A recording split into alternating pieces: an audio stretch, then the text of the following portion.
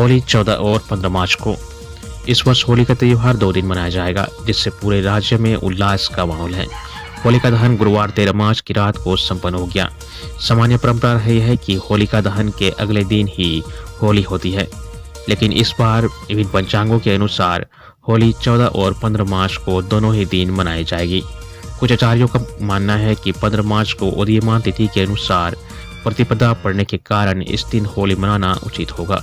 वहीं कुछ अन्य आचार्य 14 मार्च को ही होली मनाने को सही मान रहे हैं, क्योंकि प्रतिपदा दिन में ही लग रही है। इस प्रकार इस बार दोनों ही दिन होली का आनंद लोग ले सकेंगे। सरकार की ओर से 14 और 15 मार्च को दोनों ही दिन अवकाश घोषित किया गया है। इधर राज्य के 24 जिलों में होली के दौरान सुरक्षा व्यवस्था को लेकर पुलिस मुख्यालय के स्तर से तैयारी पूरी कर ली गई है। सभी जिलों में कुल मिलाकर करीब 10,000 से अतिरिक्त फोर्स तैनात किए गए हैं। बीबीए बीसीए में पढ़ रही छात्राओं को प्रतिवर्ष मिलेंगे 25,000 रुपये। बीबीए बीसीए व बीएमएस कोर्स में पढ़ रही आर्थिक रूप से कमजोर छात्राओं के लिए सरस्वती स्कॉलरशिप योजना लागू की गई है। AICTE द्वारा लागू इस योजना के तहत छात्राओं को बीबीए बीसीए व बीएमएस के 3 वर्षीय कोर्स में प्रथम वर्ष में नामांकन लेना होगा। इसके बाद छात्रा को 100% वर्ष में 25,000 रुपये अधिकतम 3 वर्ष तक स्कॉलरशिप मिलेगी। योजना के तहत हर वर्ष 3,110 से ज्यादा मेधावी छात्राओं को इसका लाभ मिलेगा। स्कॉलरशिप का लाभ प्राप्त करने वाली छात्रा की पारिवारिक आय सालाना 8 लाख रुपये से ज्यादा नहीं होनी चाहिए। साथ ही एक परिवार में अधिकतम 2 लड़कियां ही होनी चाहिए। AICTE के सदस्य सचिव के अनुसार योजना का उद्देश्य छात्राओं को वित्तीय सहायता देकर उच्च शिक्षा हासिल करने में मदद करना है। छात्रा को AICTE सरस्वती स्कॉलरशिप पोर्टल पर आवेदन करना होगा। BEd एमएड के आवेदन की अंतिम तिथि 15 मार्च। झारखंड संयुक्त प्रवेश प्रतियोगिता परीक्षा परिषद की ओर से वर्ष 2025 की BEd एमएड व BPEd प्रवेश परीक्षा के लिए ऑनलाइन आवेदन जमा करने की अंतिम तिथि 15 मार्च है। आवेदन 15 फरवरी से जमा लिया जा रहा है। प्रवेश परीक्षा 11 मई को होगी, जो रांची, धनबाद, जमशेदपुर, बोकारो, दुमका, पलामू व हजारीबाग जिला मुख्यालय स्थित विभिन्न केंद्रों पर OMR आधारित ली जाएगी। परीक्षा केंद्र एवं अन्य संबंधित सूचना ऑनलाइन प्रवेश पत्र में अंकित रहेगा। होली को लेकर रांची पुलिस का फ्लैग मार्च। होली में शांति बहाल रखने के लिए SDM उत्कर्ष कुमार के नेतृत्व में गुरुवार को फ्लैग मार्च निकाला गया। फ्लैग मार्च अल्बर्ट एक्का चौक से डेली मार्केट, अंजुमन प्लाजा, एकरा मस्जिद, करबला चौक, चर्च रोड होते हुए वापस अल्बर्ट एक्का चौक पहुंचा। इस दौरान लोगों से पर्व के दौरान शांति बनाए रखने की अपील की गई।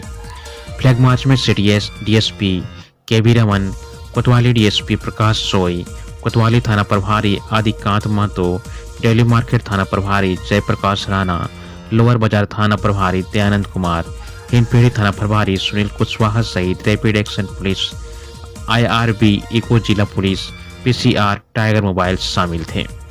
होली में दुर्घटना रोकने के लिए ट्रैफिक पुलिस ने सभी 8 थाना क्षेत्र में ड्रंक एंड ड्राइव चलाया।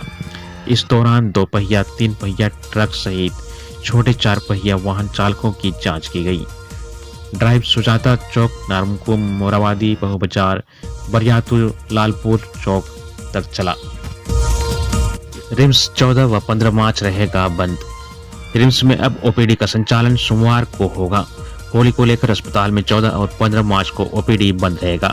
हालांकि 15 मार्च को central lab, IPD, blood bank, radiology और FMT विभाग खुला रहेगा।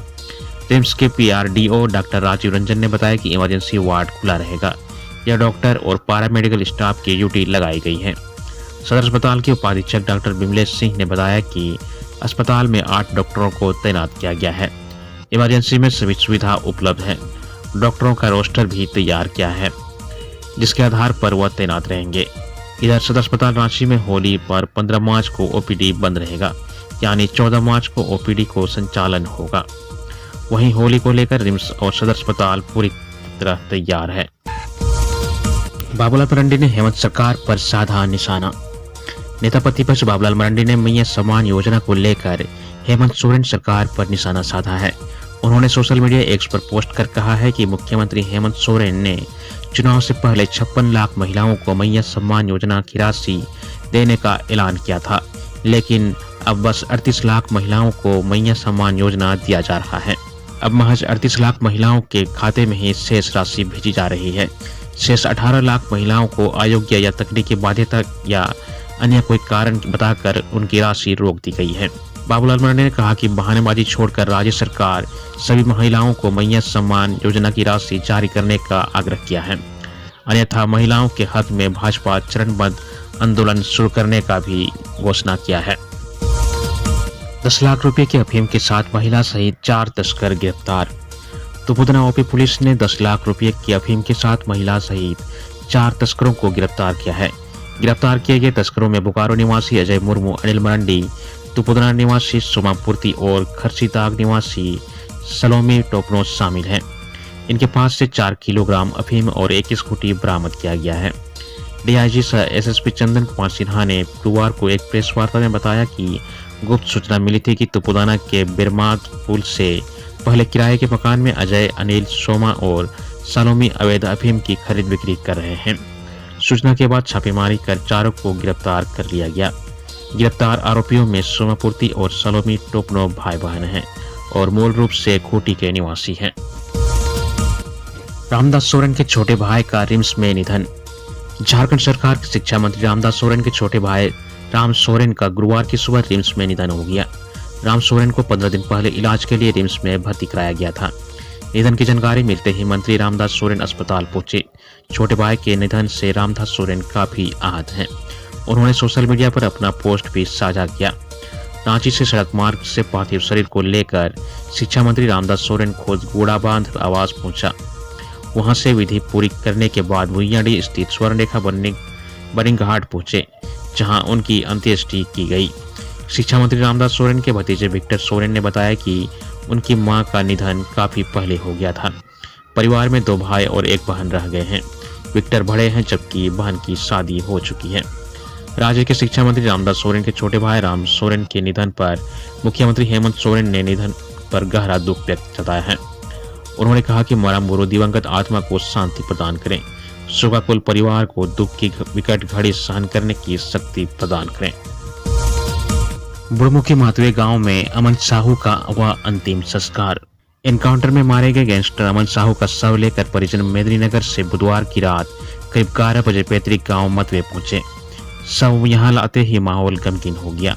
सुबह सैकड़ों ग्रामीण व परिजन मृतक के घर पहुंचे।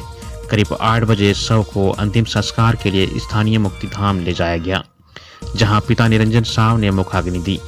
मुक्तिधाम में भी स्थानीय लोग आते रहे। अमन साहू 2015 में आखिरी बार मतवे आया था। उसके अंतिम दर्शन के लिए लोग दिन भर आते रहे और परिजनों को सांत्वना दी। हाईकोर्ट ने दिनेश गोप को रिम्स में शिफ्ट करने का दिया निर्देश। झारखंड हाईकोर्ट ने पीएलएफआई सुप्रीमो दिनेश गोप की ओर से बेहतर इलाज को लेकर दायर याचिका पर सुनवाई की। सुनवाई के दौरान कोर्ट ने राज्य सरकार का पक्ष सुना। इसके बाद राज्य सरकार को प्रार्थी दिनेश गोप को बेहतर इलाज के लिए रिम्स में शिफ्ट करने का निर्देश दिया।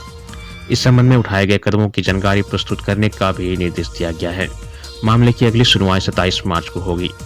इससे पूर्व राज्य सरकार की ओर से कोर्ट को बताया गया कि रिम्स में न्यूरोसर्जन उपलब्ध है, इसलिए रिम्स में दिनेश गोप का बेहतर इलाज संभव है।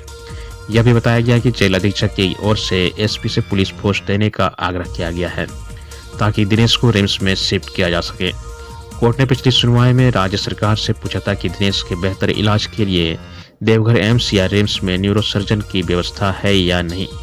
दिनेश गोप के हाथ में चोट लगी थी, जिसका ऑपरेशन हुआ था। आयुष्मान योजना से इलाज के लिए कुछ अस्पतालों में वसूले जा रहे हैं पैसे। आयुष्मान भारत योजना के लाभुकों से पैसा वसूलने का नया तरीका निजी अस्पतालों ने खोज निकाला है। योजना के तहत इलाज का खर्च निर्धारित होने के कारण निजी अस्पतालों के पास अधिकतम पैसा लेने की कोई गुंजाइश नहीं है। ऐसे में लाभुक के परिजनों को इसके लिए नया तरीका बताकर पैसा वसूला जा रहा है। सर्जरी के लिए अलग से 25,000 से 35,000 रुपये लिए जा रहे हैं। शर्त यह रखी जाती है कि इस रकम का कोई बिल या कागज उपलब्ध नहीं कराया जाएगा। परिजनों को लगता है कि अगर सामान्य पैकेज से इसका इलाज कराना पड़ा तो 1.5 लाख से 2.5 लाख रुपये लग जाएंगे, इसलिए वह विवश होकर पैसे देने को तैयार हो जाते हैं। 25,000 रुपये देने के लिए गरीब मरीज जमीन बंधक या गहना गिरवी रखते हैं। गहना और जमीन जिनके पास नहीं होता है तो वह सूद लेकर सूद पर पैसा लेकर अस्पताल को देते हैं। आयुष्मान योजना में 70 साल से अधिक उम्र वाले मरीजों से भी अलग से पैसा लिया जा रहा है।